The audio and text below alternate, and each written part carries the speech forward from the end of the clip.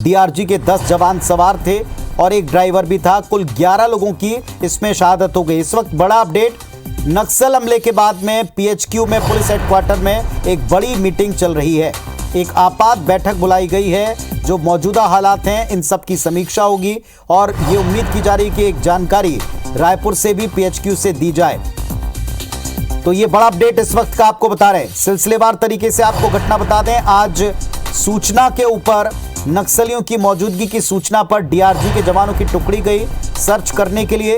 अरनपुर जगरगुंडा मार्ग के ऊपर सर्च करके जब ये लौट रहे थे तभी लौटते समय आईडी ब्लास्ट किया गया, जिसमें 10 डीआरजी के जवान और एक ड्राइवर जो वाहन पर सवार थे वो शहीद हो गए हैं। 50 से 60 किलो विस्फोटक का इस्तेमाल किया। एक पक्की सड़क के ऊपर 5 से 7 फीट गहरा गड्ढा बन चुका है। तमाम जवानों के जो शव हैं क्षत विक्षत हालत में इधर उधर दूर तक भी बिखरे हुए पाए गए हैं। उन सबको वहां से सुरक्षित लेकर एम्बुलेंस रवाना हो रही है जिला मुख्यालय की तरफ। आरोपी का क्या यहां पर कोई इंतजाम नहीं था? क्या स्टैंडर्ड ऑपरेशन प्रोसीजर को या ब्रेक किया, पालन नहीं किया? क्या वाहन में बैठने की चूक यहां हुई है? ऐसे कई सवाल हैं जो पुलिस से भी पूछे जाएंगे, डीआरजी से भी पूछे जाएंगे। लेकिन इस पूरे घटनाक्रम के बाद ये 2023 का जो सबसे बड़ा अब तक का नक्सल अटैक है, इसकी सबसे पहली तस्वीरें आईबीसी 24 ने आपको जिम्मेदारी से पहुंचाई। इस वक्त का बड़ा अपडेट आपको दे दें। पुलिस हेडक्वार्टर में उच्च स्तरीय मीटिंग चल रही है। डीजीपी अशोक जुनेजा, नक्सल एडीजी विवेकानंद सिन्हा इस मीटिंग में मौजूद हैं। पुलिस के आला अधिकारी मंत्रणा कर रहे हैं और इस पर केंद्रीय गृह मंत्रालय की भी नजर है। केंद्रीय गृह मंत्री अमित शाह ने मुख्यमंत्री से बातचीत कर ली है, फोन पर हर संभव मदद का भरोसा दे दिया है। मुख्यमंत्री ने भी कहा है कि निर्णायक दौर में नक्सलियों के साथ लड़ाई जारी है। लेकिन इस पूरे इलाके में इनपुट इस बात के भी हैं कि नए नक्सल कमांडर्स ने कमान संभाल रखी है और एक नई महिला नक्सली संभवतः इस अटैक के पीछे हो सकती है। 1 से 2 दिन में नक्सली जैसा करते हैं घटनाक्रम के बाद, किसी अटैक के बाद में इसकी जिम्मेदारी लेते हैं और इस पर एक विज्ञप्ति जारी करते हैं। तो देखना होगा कि क्या इस मामले में कोई विज्ञप्ति वे जारी करते हैं। इस वक्त तमाम एम्बुलेंस जवानों को लेकर के जिला मुख्यालय की तरफ लौट रही हैं, उनके शवों को लेकर लौट रही हैं। सभी की शहादत इसमें हो गई। जानकारी यह भी थी कि इसमें 3 जवान डीआरजी के घायल भी हुए हैं।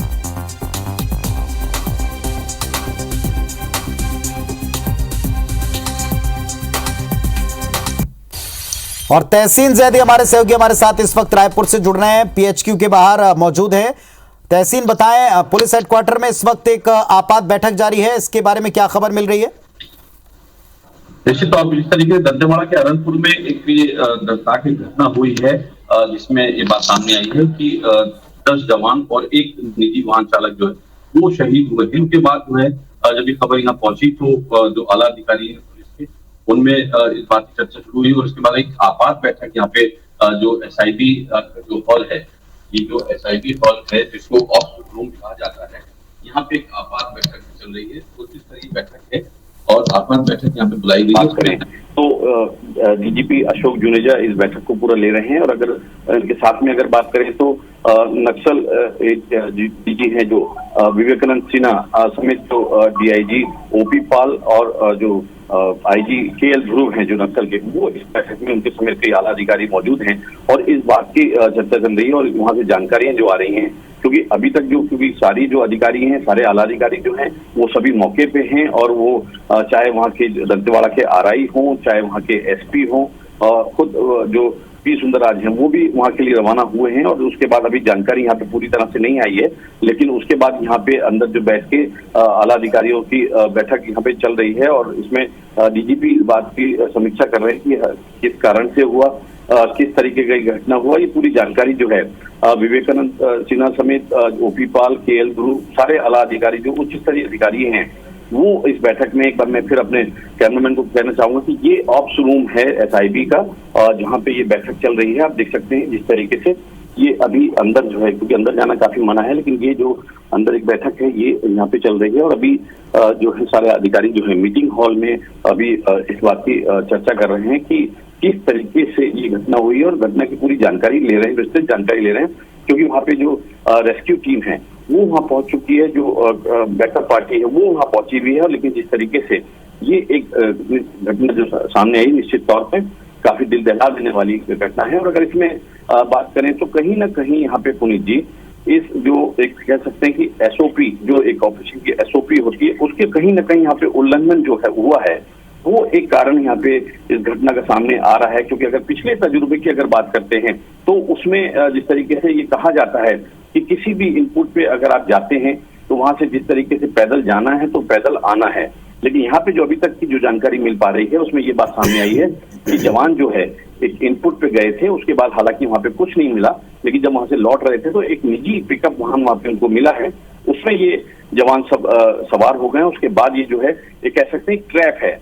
क्योंकि जिस तरीके से अभी तक की जो जानकारी मिलके आ पा रही है, जो ऊपरी जानकारी जो निकल के आई है, उसमें ये बात सामने आई है कि इसमें करीब 40 से 50 किलो का ये आईडी ब्लास्ट एक हुआ है, जो कि कुआकोंडा और अरनपुर के बीच का जो रास्ता है वो काफी सघन इलाका है। और इसमें जानकारों की अगर बात माने तो उसमें ये बात सामने आती है, क्योंकि जिस तरीके से पतझड़ का मौसम है और पतझड़ में ये जो नक्सल हैं, क्योंकि विजिबिलिटी वहां पे काफी दूर तक हो जाती है, तो उसका फायदा ये नक्सली उठाते हैं। और इस तरीके का जो ट्रैप है, क्योंकि जो इनपुट आया था, अब ये देखने वाली बात है, इसमें समीक्षा की बात है। अब इस बात की समीक्षा पुलिस अधिकारी करेंगे कि जो इनपुट आया था कहाँ से आया था, कितना प्रभावी था, जिसकी वजह से ये जवान वहां भेजे गए और उसके बाद ये शहादत को गले इन्होंने लगाया। लेकिन जिस तरीके से ये घटना सामने आई, निश्चित तौर पे काफी दुखद है। और अभी जो है आला अधिकारी जो है अभी यहाँ पे बैठक ले रहे हैं, और जो एसओ कह सकते हैं कि जो ऑप्स रूम है एसआईबी का, इसमें अगर बात करें तो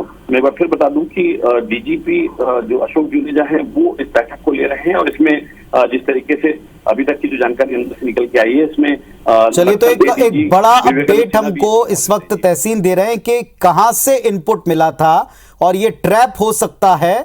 ये ट्रैप अगर था तो फिर इस ट्रैप के बारे में क्या कोई आकलन पहले किया गया और स्टैंडर्ड ऑपरेशन प्रोसीजर का कहां पालन चूका है और क्यों चूका है, इस पर ये एक वरिष्ठों की मीटिंग हो रही है। लेकिन तहसीन, एक जानकारी आपसे चाहेंगे, हालांकि अब शाम ढल रही है, दो तस्वीरें हम दर्शकों को लगातार दिखा रहे हैं। एक जहां आप मौजूद हैं पीएचक्यू पुलिस हेडक्वार्टर, जहां इस वक्त वरिष्ठ बैठे हुए हैं और पुलिस के कप्तान के साथ में मिलकर एक आगे की प्लानिंग कर रहे होंगे, समीक्षा कर रहे होंगे। दूसरी तस्वीर टीवी स्क्रीन पर दिखा रहे हैं जहां तमाम एम्बुलेंस में जवानों की पार्थिव देह को लेकर सीधे जिला मुख्यालय की तरफ रवाना हुआ जा रहा है। क्या वरिष्ठ अधिकारियों का कोई दल वहां जाएगा ये तो निश्चित है, लेकिन क्या आज जा पाएगा या कल ये प्लान होगा, इसके बारे में कोई आपको अंदाजा है या कोई इनपुट मिल रहा है?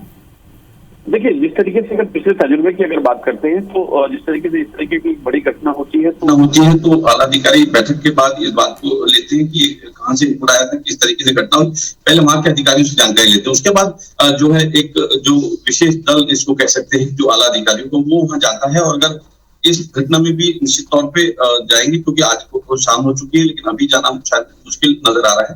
लेकिन अगर बात करें कल की तो निश्चित तौर पे इसमें जा सकते हैं आला अधिकारी। यहाँ पे एक बात और सामने आई है कि इसमें डीआरजी के कुछ जो जवान हैं वो भी गंभीर रूप से घायल हुए हैं, उनको भी रायपुर लाया जा सकता है। हालांकि इस बात की पुष्टि भी किसी आला अधिकारी ने नहीं की है, लेकिन यहाँ पे अस्पतालों को स्टैंड बाय किया गया है। चाहे निजी अस्पताल जो है उनमें 3 जो निजी अस्पताल है, पचमढ़ी नाका के 2 और देवेंद्र नगर इलाके का 1 जो अस्पताल है, वहां पे उनको अलर्ट किया गया है। तो इससे साफ जाहिर हो रहा है कि कहीं ना कहीं घायल जवानों को देर शाम तक रायपुर लाया जा सकता है। लेकिन अभी इस बात की पुष्टि नहीं है, क्योंकि जिस तरीके से उसमें जो अगर जब बात करें डीआरजी के 10 जवानों की, उसमें कई हवलदार उसमें शहीद हुए हैं। उसके अलावा जो जवान हैं वो शहीद हुए। उसमें एक हरीराम करके एक जो निजी वाहन चालक था वो उसमें शहीद हुआ। तो कुल मिला के 11 जवान इसमें शहीद हुए। और अभी एक आपात बैठक, उच्च स्तरीय बैठक राजधानी जो नया रायपुर के स्थित है पीएचक्यू में, पुलिस हेडक्वार्टर में, उसके जो ऑप्स रूम में यहाँ पे चल रही है। फिर से यहाँ पे आपको दिखाना चाहेंगे ये साइकिल हॉल है, और यहाँ पे जो अभी अंदर जो मीटिंग हॉल है इसको ऑप्स रूम भी कहा जाता है। और ये विशेष तौर पे इसी बैठकों के लिए, इस खास बड़ी बैठकों के लिए ये ऑप्स रूम बनाया गया है। और यहाँ पे जिस तरीके से वीडियो कॉन्फ्रेंसिंग समेत जो हॉटलाइन और जो बाकी सुविधाएं हैं वो यहाँ अंदर रहती हैं, जिससे कि जो घटना हुई है उससे जो कह सकते हैं हाई फ्रिक्वेंसी की जो वायरलेस सेट होते हैं वो अंदर सारे इक्विपमेंट लगे हुए हैं, उससे बातचीत चल रही है। किसी न किसी कम्युनिकेशन के जो रास्ता है उससे बातचीत की अभी की जा रही है। और वहां से जो जानकारी है, वहां के जो आला अधिकारी हैं बस्तर रेंज के, उनसे बातचीत की जा रही, चाहे उसमें दंतेवाड़ा एसपी हो, चाहे रेंज जो आईजी हैं पी सुंदरराज, उनसे भी यहाँ पे बातचीत की जा रही है। लेकिन ये निश्चित तौर पे एक की जो गोवाकोंडा और अरनपुर के बीच में जो ये घटना हुई है, निश्चित तौर पे काफी दुखद है। और इसमें 11 जो लोग हैं उसमें, जिसमें 10 डीआरजी के जवान हैं और एक निजी वाहन चालक का एक वाहन चालक जो है वो इसमें शहीद हुआ है। अभी जो जानकारी जो की अगर बात करें तो इसमें जो जानकार अभी तक बताते हैं, और पिछले अनुभवों की अगर बात करें, पिछले हमलों की अगर बात करें, क्योंकि जिस तरीके से मैंने पहले भी इस बात को बताया कि पहले कुछ इनपुट उसमें मिले थे, उसके आधार पर ये पूरी पुलिस पार्टी जो खासतौर से डीआरजी की थी वो यहाँ से गई थी।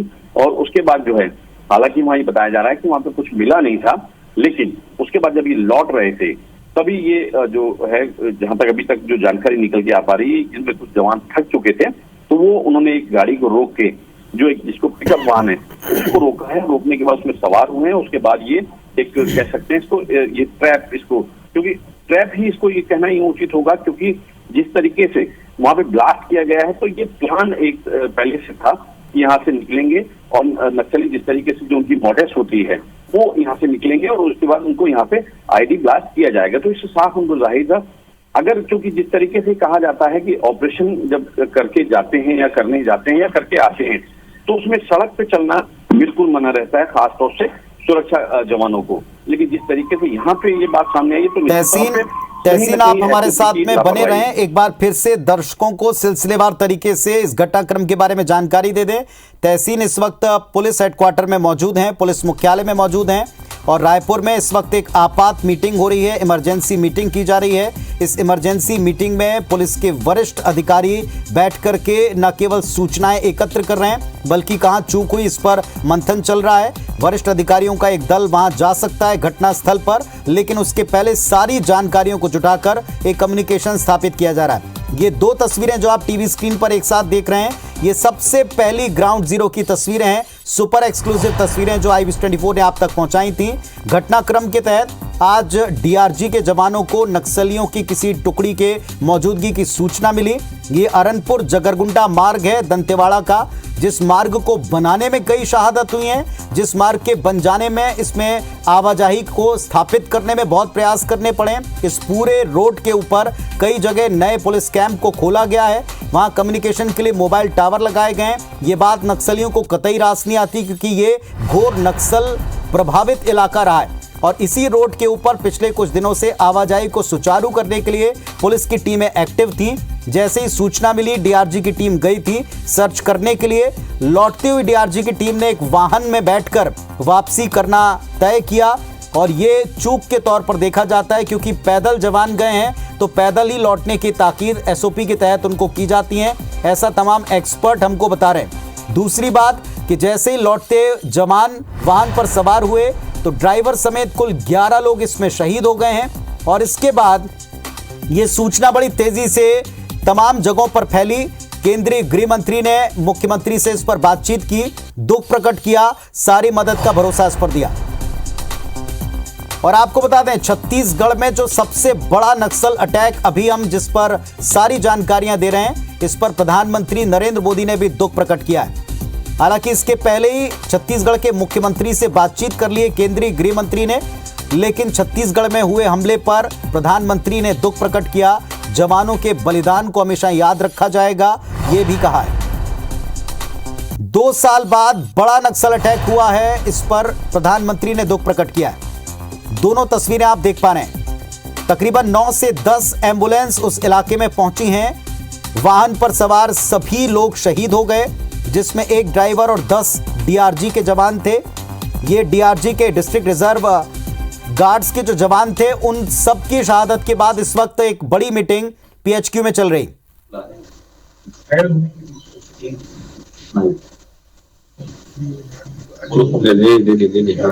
जी तहसीन, हम देख पा रहे हैं, आप बात करें।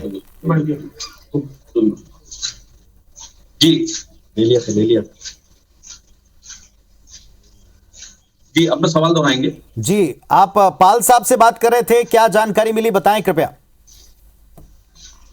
देखिए, वो अभी बाहर निकले हैं और उन्होंने जिस तरीके से कहा है कि वहां से जानकारी ली है, आला अधिकारियों की बैठक अभी भी चल रही है, और पाल साहब को यहाँ निकले हैं और थोड़ी देर में बाइट देंगे। तो यहाँ पे जिस तरीके से बता दें कि जिस तरीके बता रहे हैं कि अभी 11 लोगों के शहीद होने की यहाँ पे पुष्टि अभी उन्होंने की है, लेकिन जिस तरीके से ये जो है अभी इस बात की समीक्षा की जा रही है अंदर की ये घटना हुई है तो क्यों हुई है और इसके इनपुट पे ये वहां गए थे और क्या इनपुट था, क्योंकि जिस तरीके से जो आसूचनाएं जो कहते हैं एसआईबी की जो आसूचनाएं कहते हैं वो आसूचनाएं काफी डेली दिन भर में अगर बात करें तो 10 से ज्यादा आसूचनाएं पुलिस को प्राप्त होती है, लेकिन उनमें जो स्पेसिफिक जो सूचनाएं होती है जिसमें कुछ जिसकी पुष्टि कर ली जाती है उसके बाद इस तरीके की जो टीम है वो वहां भेजी जाती है और उसके बाद जो है इस तरीके के जो ऑपरेशन है उनको अंजाम दिया जाता है। लेकिन यहाँ पे कहाँ चूक हुई है इस बात की समीक्षा अंदर अधिकारी अभी बात कर रहे हैं, लेकिन अभी उनकी फर्स्ट प्रायोरिटी ये है कि वहां से जो पार्थिव शरीर है उनको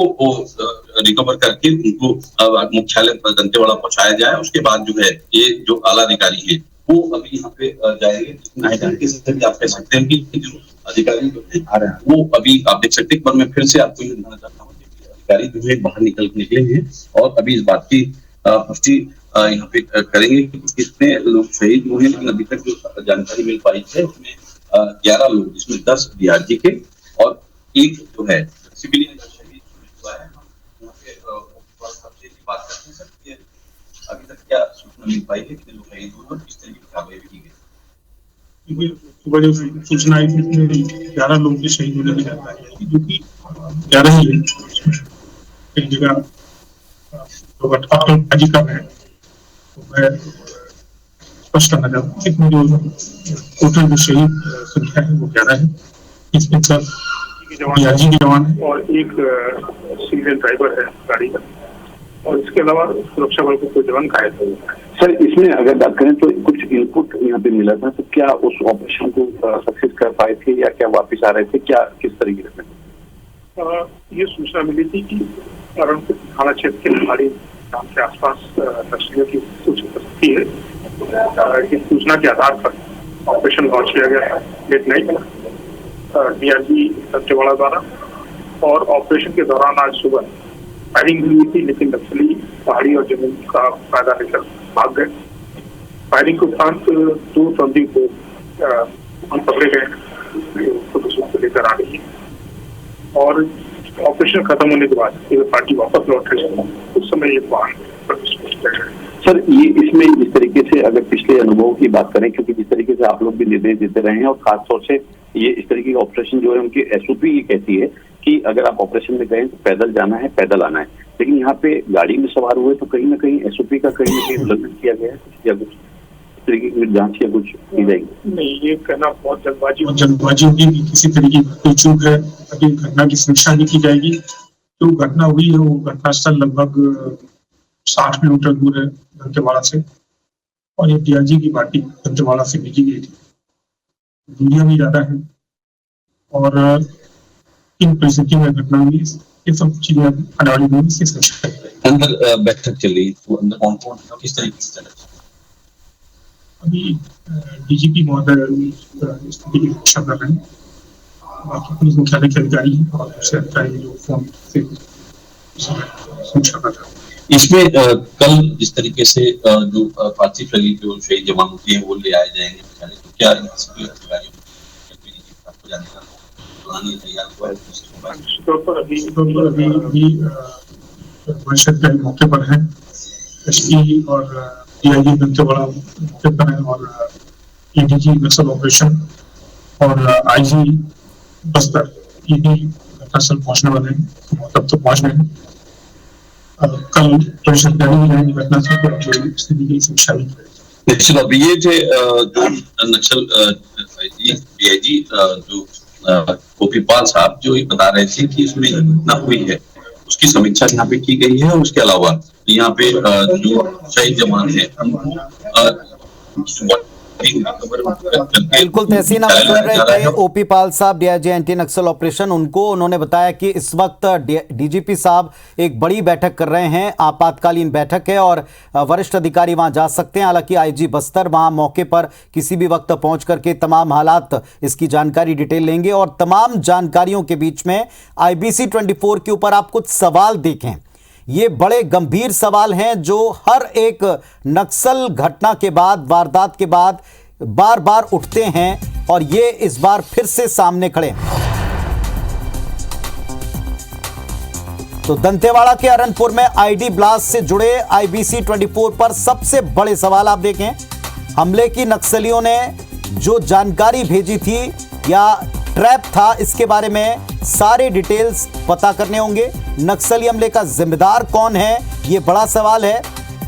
दावे अपनी जगह, लेकिन नक्सली खात्मा कब होगा, यह पूरा प्रदेश और देश बार बार जानना चाहता है और पूछता है। यह एक सबसे महत्वपूर्ण बात है। स्टैंडर्ड ऑपरेशन प्रोसीजर SOP नियम होते हैं उस इलाके में जाने के और लौटने के, जहां आप ऑपरेशन करें नक्सलियों के खिलाफ। क्या इसमें कहीं कोई चूक हुई है? क्या उस SOP का पालन हुआ है? क्योंकि वाहन पर सवार होकर जवानों का लौटना कई दफा पहले भी घातक और जानलेवा साबित हुआ है। ऑपरेशंस के बाद में जवानों के लौटने में भी पैदल ही लौटने के लिए ताकीद किया जाता है। तो क्या SOP का पालन या नहीं किया गया? क्या ये चूक हुई है? ये बड़ा गंभीर सवाल है।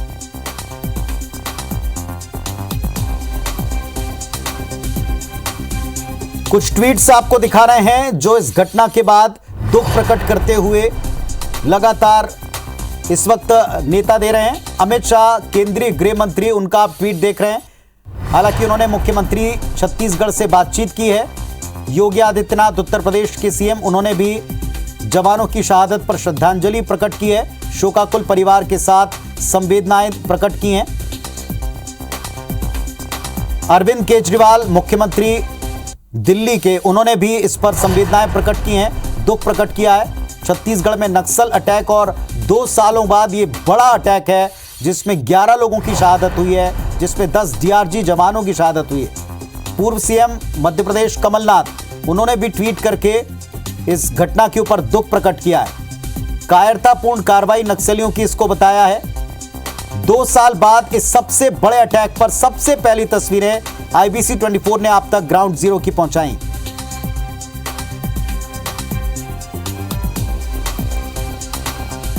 और इस सबसे बड़े नक्सल हमले पर तस्वीरों के साथ, रिएक्शंस के साथ आपको पूरा अपडेट IBC 24 पर मिलता रहेगा।